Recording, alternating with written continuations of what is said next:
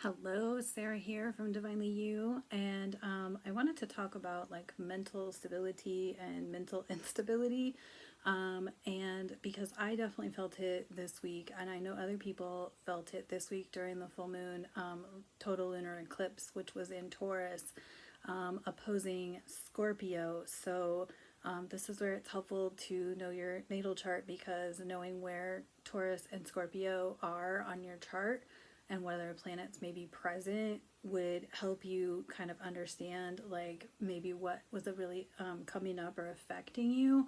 I happen to have a lot of stuff in Scorpio, so and I have a lot of stuff in Aquarius, and those kind of make a 90-degree angle, and that makes things a little challenging. And so I want to talk about that, and I want to talk about a couple of other astrological transits that are contributing to mental stability or mental instability depending on your situation. And so if you're dealing with some mental stuff, this might be a good message for you. So we have a lot of things happening in Scorpio, Aquarius, and Taurus.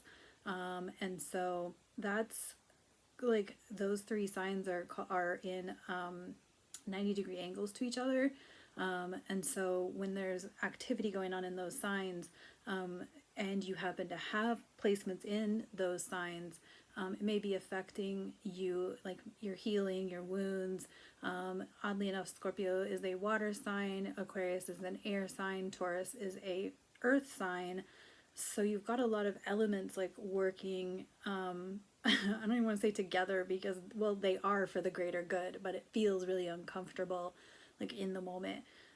So we had that going on, and we're still in Scorpio season, and Scorpio is a transformation, so it's like a lot of deep shadow work and whatnot. So that's going to be bringing up just a lot of stuff too to be processed, to be dealt with. And a couple of other things to really talk about is Mars and Mars squaring Neptune.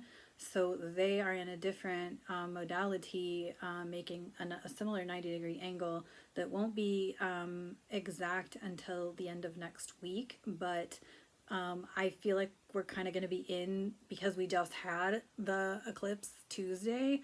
So we're going to kind of be in this like mental head, like in potentially unstable energy until after the exact Mars Neptune square the end of next week. And so you would also want to check your, again, this is where knowing your natal chart would be helpful.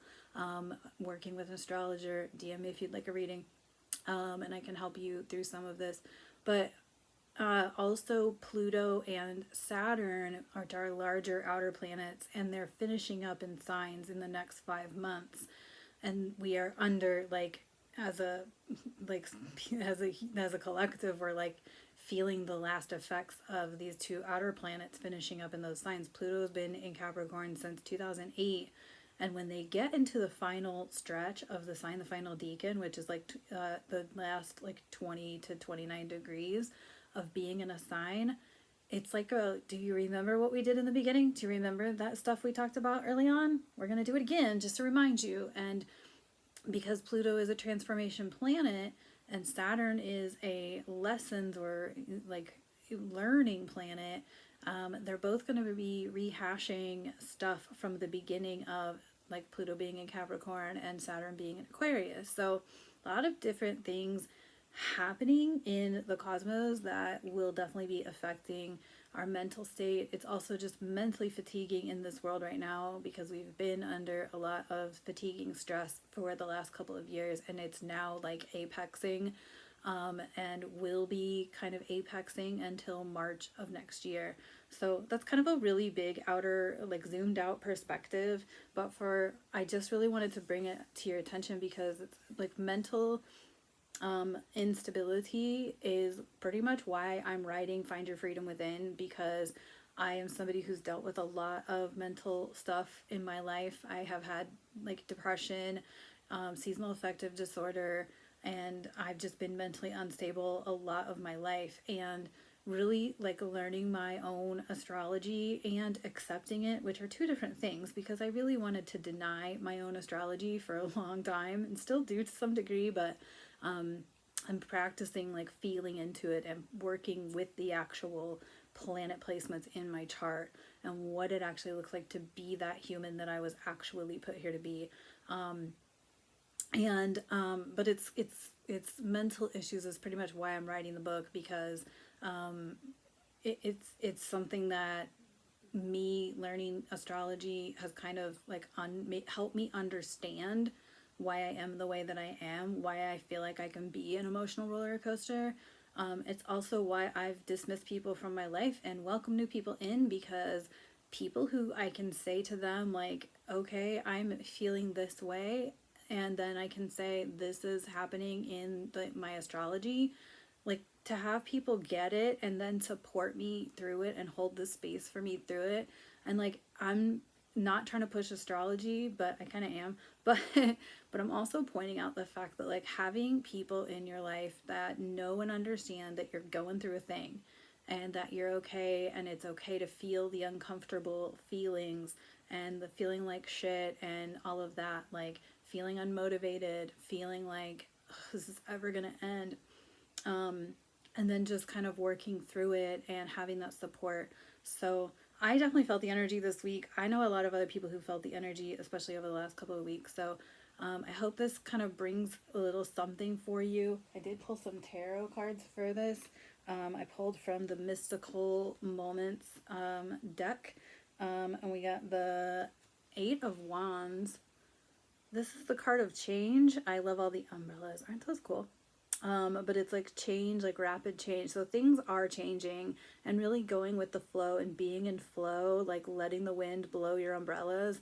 Like I feel like that's really important right now as time is dissipating. It's becoming more illusionary. It's always been an illusion, but now we're really starting to physically notice it.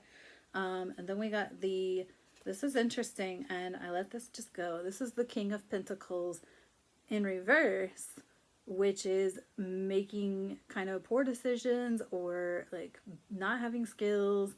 And I don't mean to like diss the masculine on this, so please don't take it that way. It's just this happens to be the masculine version of the card. And then I also pulled the King of Pentacles upright in the feminine version. Now, I would love to say this is not about dissing the masculine, and it's not. So what I want to say is it's bringing the feminine energy to both the men and the women. It's balancing them out, and it takes both of them. As I've said in previous videos, it's going to take both the feminine and the masculine healing to create the balance. This may not look like balance because this is reversed, but that's just kind of what came to me as I almost put the because I drew the masculine one first, and I drew the second one. This deck happens to have a masculine and feminine king. And then I was like, nope, I'm going to go with it. It probably is the message that a lot of people need to hear. It's tapping into your feminine energy, creativity, right? It's Pentacles. Pentacles is Earth in the tarot. So, and they just had this Taurus eclipse, which Taurus is Earth. So that's feminine energy. And so it's really an opportunity to just tune into that feminine energy, being creative, going to work and doing the things that light you up, that that turn you on, that make you feel orgasmic, all of those things. Like I truly feel like orgasmic energy is not just sexual, it's feeling orgasmic in things that you're doing in your daily life. So I hope that was helpful, and leave me a comment below and share this video and all of the things, and like give me feedback or whatever. So thanks for tuning in, and I'm sending you love, and I appreciate you, and I'll talk to you again next time. Viewfinder image.